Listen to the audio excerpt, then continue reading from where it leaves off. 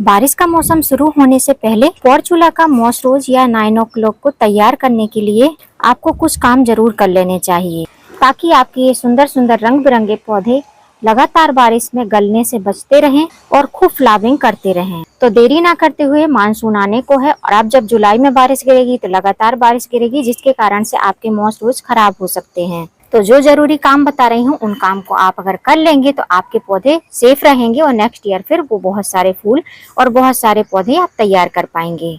Hello friend, मैं Savita green garden Gujarat से। Moss रोज एक ऐसे प्लांट है जिनमें किसी प्रकार की फूलों में खुशबू नहीं आती है, लेकिन इनके कलर बहुत डिफरेंट रहते हैं और इनमें कई सारी वैरायटी भी आती है। आप जो मेरे पास देख रहे हैं वीडियो में, ये है देसी वैरायटी के पोर्चुला के प्लांट, या आप इनको 9 बजिया 10 बजिया भी बोल सकते हैं। अब जो ये पौधे रहते हैं एक प्रकार से सकुलेंट वैरायटी के पौधे रहते हैं। अब जब सकुलेंट वैरायटी के पौधे हैं तो इनको बारिश से थोड़ा सा सेफ करके रखना बहुत जरूरी है। तो देरी ना करते हुए आज आपके साथ मैं शेयर करूंगी, अगर आपने अपने गार्डन में पोर्चुला मॉस रोज या 9 o'clock का पौधा लगा रखा है तो आपको उसमें कौन कौन से काम कर लेने चाहिए। सबसे पहला काम मिट्टी। अब मिट्टी का नाम सुनते ही आपके दिमाग में ये आ रहा होगा कि मिट्टी, तो ये पौधा तो बहुत ज्यादा फैला रहता है, तो इसमें मिट्टी कैसे हम ठीक कर सकते हैं। अब जैसे मेरा पौधा है वैसे तो ये दिखाई नहीं देगा इसका पॉट, क्योंकि ये पूरा कंप्लीट भर चुका है। इस तरीके से ये प्लास्टिक पॉट में लगा हुआ है और ये ऐसे पूरा नीचे लटक चुका है। तो अब इस पॉट में अगर हमको ड्रेनेज होल ठीक करना रहे, मिट्टी को भुरभुरा करना रहे, तो कैसे करेंगे। तो इसके लिए हमको कुछ नहीं करना है, पौधों को इनको साइड से थोड़ा साइड करना है, इस साइड में करना है, और जो ये साइड का एरिया है यहाँ पर थोड़ी थोड़ी हल्की सी गुड़ाई करनी है। अब हल्की गुड़ाई करनी है, लेकिन आपको खुरपी वगैरह से, टूल से नहीं करनी है, लकड़ी वगैरह से कर सकते हैं। अगर मिट्टी आपने भुरभुरी बनाई होगी तो किसी भी लकड़ी से क्या, हाथ से भी गुड़ाई आराम से हो जाएगी। और जब भी गुड़ाई करनी है तो फिर मिट्टी में थोड़ा सा पानी कम कर देना है। जैसे शाम को पानी डालती हूँ, तो मैंने कल शाम को इसमें वाटरिंग नहीं करी है, जिसकी वजह से आप देख रहे हैं ऊपर की जो थोड़ी सी पत्तियां हैं वो मुरझाई जैसी दिख रही हैं, उनमें शाइनिंग कम दिखाई दे रही। तो इस तरीके से घुमा कर आपको इसकी गुड़ाई करनी है। अब आप देख सकते हैं मैंने पूरी तरीके से चारों साइड से इसमें रिंग सर्कल की तरह गुड़ाई कर दी है। दूसरा काम जो हमको करना है, नीचे जो गमले का ड्रेनेज होल रहता है, तो हमको गमले को ऐसे हटाकर देखना है। मेरा गमला थोड़े एक स्टैंड पर रखा हुआ है, क्योंकि इसमें मॉइस्चर ज्यादा हो जाता था टेरेस पर पानी होने से, तो इसलिए मैंने इसको इस तरीके से स्टैंड पर रख दिया है। तो गमले में जो ड्रेनेज होल है इनमें एक बार आपको इनको क्लीन कर देना है। अगर इनमें थोड़ी सी भी रुकावट हुई होगी, कुछ कचरा फंसा होगा, तो वो भी क्लीन हो जाएगा। अब ड्रेनेज होल को क्लीन करना इसलिए जरूरी है क्योंकि बारिश के कारण जब लगातार बारिश गिरेगी तो जो भी पानी रहेगा वो तुरंत ही निकल जाएगा। तो ये जो ब्रांचेस हैं ये गलेंगी नहीं, जड़ें खराब नहीं होंगी, और पानी नहीं रुकेगा तो पौधा आपका हेल्दी रहेगा। अब ये दो काम करने के बाद में आपको जो पोर्चुला के पौधे में तीसरा काम करना है, यदि आपका पौधा काफी ज्यादा लेगी हो गया, जैसे मेरा पौधा आपको लेगी दिखाई दे रहा है, तो अगर इस तरीके से पौधे हो गए हैं और नीचे की ब्रांचेस बहुत ज्यादा ढकी मुदी सी हैं, गलने लगी हैं, नीचे की ब्रांचेस सूख रही हैं, तो आपको पौधे को प्रून कर देना है। या फिर दूसरा साइन आपको मैं बताती हूँ कि अगर पौधे में बहुत ज्यादा ड्राइनेस देने लगती है तो आपको ब्रांचेस को इस तरीके से कट कर देना है। अभी तो मेरे पौधे में बहुत सारी कलियां आ रही हैं तो मैं नहीं कट कर रही हूँ, लेकिन मैं 4-5 दिन में इनको कट कर दूंगी। तो इनको आपको प्रून कट कर देना है और कटिंग को आपको लगा भी लेना है। और जहाँ भी सूखी टहनियां दिखाई दे रही हैं उनको फटाफट से हटा देना है, क्योंकि बारिश में जब लगातार बारिश गिरेगी तो इनमें फंगस अटैक होने लगेगा, जिसके कारण से नीचे की सारी ब्रांचेस एक खराब ब्रांच के संपर्क में आने के कारण से खराब हो जाएंगी। इसलिए आपको सूखी ब्रांचेस को इसमें से हटाते जाना है। या फिर प्रून कट नहीं करना चाहते हैं तो आप छोटी ब्रांच को पिंच भी कर सकते हैं। जैसे यहाँ पर कली है, अगर कली नहीं होती, खाली ये स्टेम होती, डंडी होती, तो इसको हम यहाँ से नाखून से पिंच कर देते, तो क्या यहाँ से 2 ब्रांचेस निकलती हैं और ब्रांच निकलने के साथ साथ ही इसमें कलियां भी आने लगती। पिंचिंग करने से क्या होता है कि पौधे में नई और घनी शाखाएं आती हैं, और जब नई ब्रांचेस आती हैं तो पौधे में लगातार फ्लावरिंग होती रहती है। नेक्स्ट पॉइंट है खाद। अगर आपके पौधे में फ्लावरिंग नहीं होती है तो आप लगातार इसमें खाद देते रहते हैं, एक के बाद एक खाद, एक के बाद एक खाद।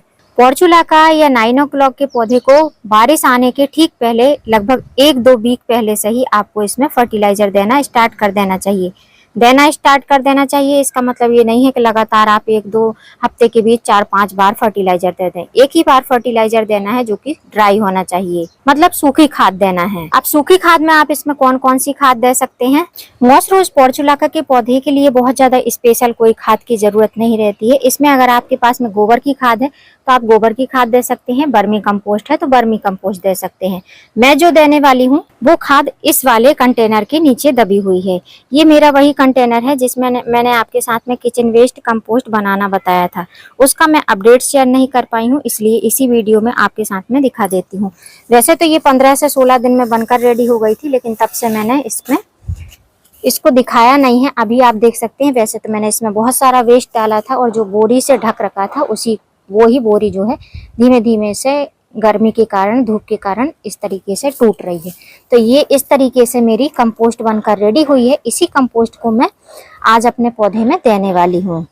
तो मैं उस वीडियो का अपडेट नहीं दे पाई थी, इसलिए मैं आपके साथ में इस वीडियो में इसको शेयर कर रही हूँ। तो अभी आप देख सकते हैं बहुत अच्छे से भुरभुरी खाद बनकर रेडी हुई है। इसी में से मैं इस तरीके से 1-1.5 मुट्ठी खाद ले लूंगी और इसी खाद को मैं अपने पोर्चुलाका के पौधे में दूंगी।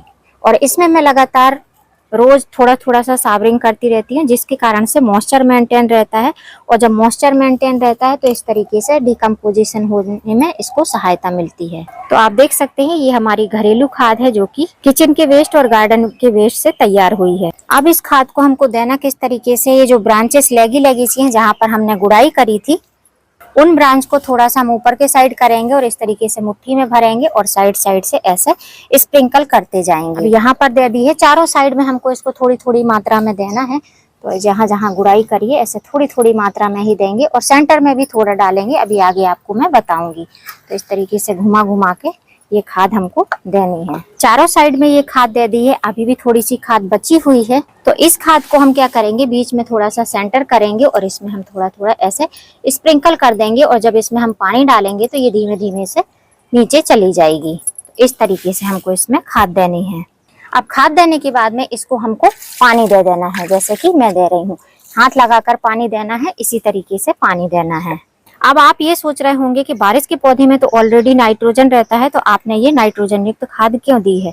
तो अभी जो है पौधे में किसी प्रकार का नाइट्रोजन नहीं मिल रहा है। जैसे ही बारिश होने लगेगी तो ये दोनों खाद मिक्स होकर, मतलब कि बारिश का पानी और जो हमने ये खाद दी है, ये खाद मिक्स होकर पौधे की डबल ग्रोथ करेंगे और पौधे में जितनी ही अच्छी ग्रोथ होगी उतनी ही बड़ी बड़ी इसमें कलियां भी बनेंगी। और मैंने स्पेशली किचन वेस्ट कंपोस्ट डाला है, तो उसमें नाइट्रोजन के साथ साथ और भी बहुत सारे पोषक तत्व रहते हैं जो कि हमारे पौधे की बढ़वार में, फूलों को लाने में बहुत ज्यादा हेल्पफुल रहते हैं। अब आपको बारिश से पहले खाद तो देना है, लेकिन आपको एक चीज का ध्यान जरूर रखना है। ध्यान रखें कि बारिश शुरू होने के बाद में आपको इसमें खाद नहीं देनी है, क्योंकि जब 2 से 3 बार बारिश गिरती है तो जो मिट्टी की गर्मी रहती है वो बहुत ज्यादा उमस में परिवर्तित हो जाती है। इसके कारण से आपको इसमें बारिश होने के बाद में 2-3 बारिश हो तब तक आपको इसमें कोई भी खाद नहीं देना है। नेक्स्ट पॉइंट है कि आपको पोर्चुलाका के पौधे को बारिश के टाइम में फंगस से और कीड़ों से बचाना है। तो उसके लिए आपको क्या करना है, तो सबसे पहला पॉइंट है कि फंगस से आपको पौधे को किस तरीके से बचाना है। पोर्चुलाका का पौधा एक घना पौधा रहता है जो कि घास की तरह बढ़ता है। तो अगर बारिश लगातार होती रहती है तो नीचे की जो सूखी सूखी ब्रांचेस हैं, जो पुरानी ब्रांचेस हैं, वो गलने लगती हैं। तो उनकी आपको टाइम टू टाइम ऐसे हटा हटा के नीचे के साइड में देखते हुए इनकी क्लीनिंग करनी है। जब आप इनकी क्लीनिंग करेंगे तो पौधे में किसी प्रकार का फंगस नहीं लगेगा। पौधे में फंगस नहीं लगेगा तो पौधे आपके खराब नहीं होंगे। जितने भी कलर वैरायटी आपने गमले में लगाए होंगे सारे ही लगातार अच्छी तरीके से चलते रहेंगे। अब नेक्स्ट पॉइंट है कि हमको इसको कीड़ों से कैसे बचाना है। तो बारिश होती रहती है तो इस टाइम पर इसमें जो है मिलीबग और डिफरेंट टाइप के कीड़े लगते रहते हैं। तो इनसे बचाने के लिए आपको इन पौधों में नीम ऑयल का स्प्रे करते रहना चाहिए, या आपके पास में कोई घरेलू पेस्टिसाइड है उसका भी आप स्प्रे कर सकते हैं। उसका स्प्रे अगर 7-7 दिन में, 6-6 दिन में आप करते रहेंगे तो आपके पौधे में किसी प्रकार के मिलीबग नहीं लगेंगे। क्योंकि रेनी सीजन में फ्लावरिंग तो होती है, फ्लावरिंग होने के बाद में जो ये स्टेम रहती है यही नीचे ही मिलीबग लगने लगते हैं।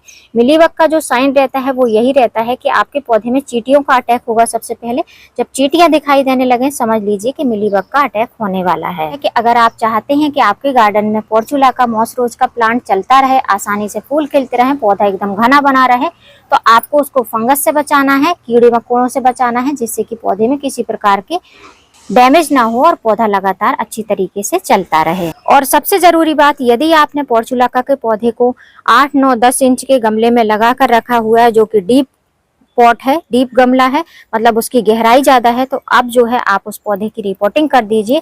और इस तरीके के जो छोटे छोटे हाइट में छोटे रहते हैं, जिनकी हाइट कम रहती है, ऐसे टब में लगा लीजिए, मतलब उसकी रिपोर्टिंग कर लीजिए। और रिपोर्टिंग करते टाइम मिट्टी जो बनाएंगे उसमें सैंड की मात्रा काफी अच्छे से रखना, जिससे कि पौधे का जो ड्रेनेज सिस्टम रहे वो भी अच्छा रहे, मिट्टी भी हल्की रहे। तो जब पानी नहीं रुकेगा तो इसमें गलन की समस्या बिल्कुल भी नहीं आएगी। उसके बाद में जरूरी पॉइंट है कि ये एक सकुलेंट वैरायटी का पौधा है, तो इस पौधे को अगर बारिश के टाइम में आप नीचे रखते हैं टेरेस के फ्लोर पर, तो इसमें जो है लगातार नीचे ड्रेनेज होल से नमी बनती रहेगी, जिसके कारण से मिट्टी में बहुत ज्यादा मॉइस्चर रहेगा। आपके पौधे के ड्रेनेज होल से भी पानी अगर निकल जाएगा, तो अगर ये पॉट में नीचे कोई भी स्टैंड वगैरह नहीं लगा रहेगा, तो ये सकुलेंट वैरायटी के पौधे हैं, नीचे से लगातार नमी बनने के कारण से इनमें जो है सड़न की समस्या आ जाएगी।